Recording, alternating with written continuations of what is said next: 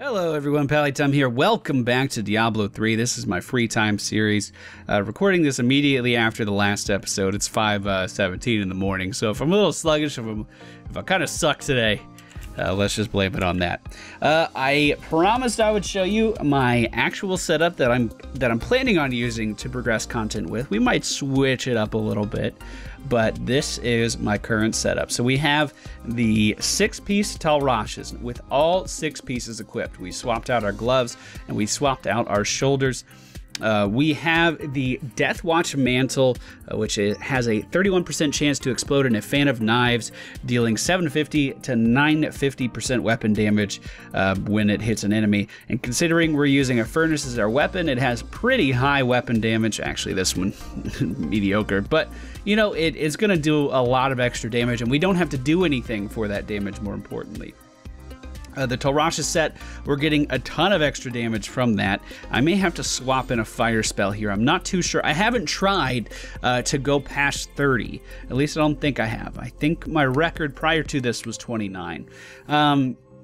My big change, the biggest change, and it's going to have a huge impact on this particular build, is swapping in the Focus and Restraint set piece rings. When you hit with a resource generating attack or primary skill, you deal 50% increased damage for 5 seconds, and then also at the same time, when you hit with a resource spending attack, you deal 50% increased damage for 5 seconds. And from what I understand, those are multiplicative, so they are going to be doing more than 100% increased damage with both of the buffs. And those just happen when we're in combat. We're constantly going to be spamming this, and then we're going to be constantly right-clicking and hoping for the best.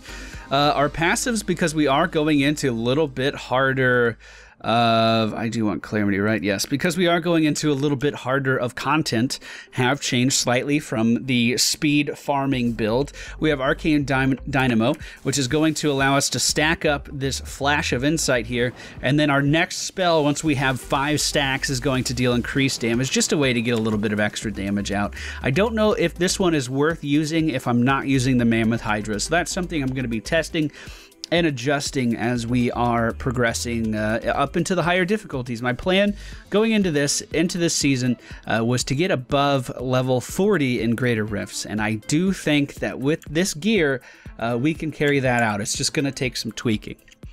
We're still using the Energy Twister with Wicked Wind. This is going to allow me to clump things up. And remember, we need all of the elements, but I don't actually have a fire skill, so we are going to be losing out on a little bit of damage from the 6-piece bonus. But that's okay. I think that's okay, at least for right now. Anyway, I said our passives changed. We are also using Blur, which is a 17% damage reduction. That is going to be coupled with the Gizzard, which increases our regeneration per second on our health, and then gives us a shield for 200% of our total health regen, which that shield is about 100k, so it's just a little bit of a buffer. I'm honestly wondering if that's worth it or not. We're going to see based on how much damage we take.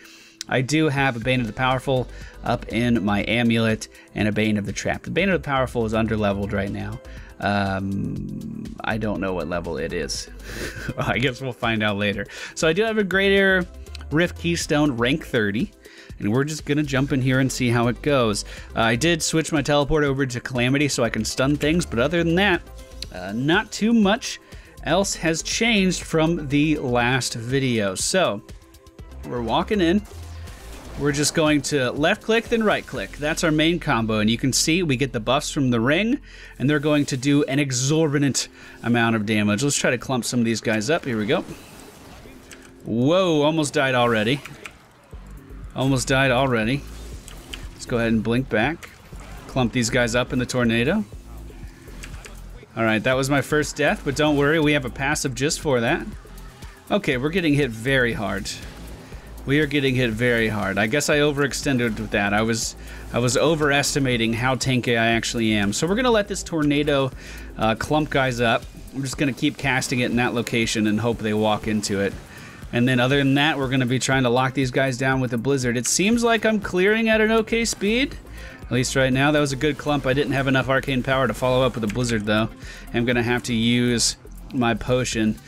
We have about 30 seconds left on the cooldown of our of our passive that allows us to res. Go ahead and blink on top of that, deal that damage with our teleport. Yeah, I think we're going to be okay. This is a little bit harder than I was expecting, though. So yeah, some changes to this that we can make is switching in those Hydras. Hydras would allow us to control these guys, and then basically just allow the Hydra to deal the majority of this damage. Go and blink in here and stun these guys, lock them down in the blizzard. Yeah, that's a solid combo. The Mammoth Hydra is just a little bit different of a play style. We have to really rely on being able to keep enemies in one spot, and I guess with this setup we do have that capability. Alright, we have a first yellow pack. They reflect damage. I don't know what else yet. Haven't had a chance to look at them. They are incredibly aggressive. Looks like they have a teleport. Let's try to lock them down. We have them frozen. We have them frozen. That's all we need to do. We need to keep them frozen. Okay, I did get wormholed away. Blink in, freeze them. There we go. My teleport does stun. We have to use that in our rotation. And we do not have the passive that reduces the cooldown of that. Which is another thing that may have to change in my build.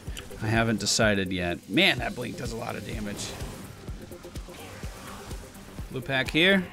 I think this one will be a little bit easier to manage. Especially because... yeah, that was cake. That was mainly because my meteors were off cooldown at the time, so I could just walk in and burst them down while they were controlled. That's like the ideal situation.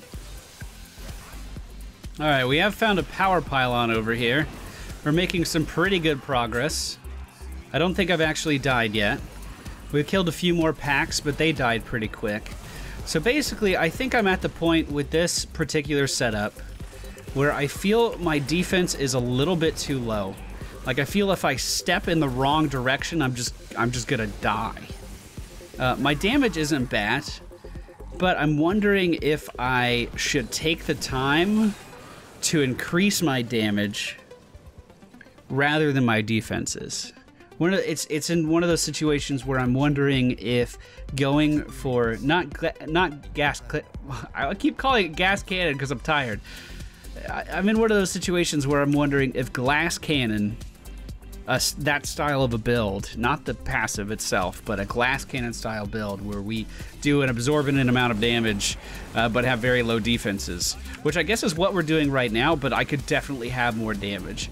I'm wondering if that style of a setup would be a little bit more advantageous towards clearing rifts at this point. But I feel like if I was squishier, just that initiate from those leapers right there would have killed me. It's going to be something that we have to ponder. And like I said, 30 may actually not be my record. I don't think I progressed past 30. Oh my god! There was a yellow there, I swear. Well, with this channeling pylon, when the Rift Guardian spawns, which is right now, we should actually just be able to keep him stunned indefinitely, and I don't think there's anything he can do about it. That damage is absurd. That damage is absurd. Alright, we're going to upgrade Keystone. This is going to take us up to 33. I think we're going to wrap up today. Oh, we got a Cinder Coat. I think we're going to wrap up today's video right here. 33 is absolutely the highest I've ever been to. And we're going to try to knock that out in the next video. So I hope you guys enjoyed. This is my actual build right now. This is what I'm running with. And as you can see, it's decent at least level 30. Again, the goal is to break 40 by the end of the season. If we do that, I'll be very happy. I hope you guys enjoyed today's video. Hit the thumbs up button, subscribe, all that fun stuff. And I'll see you all next time.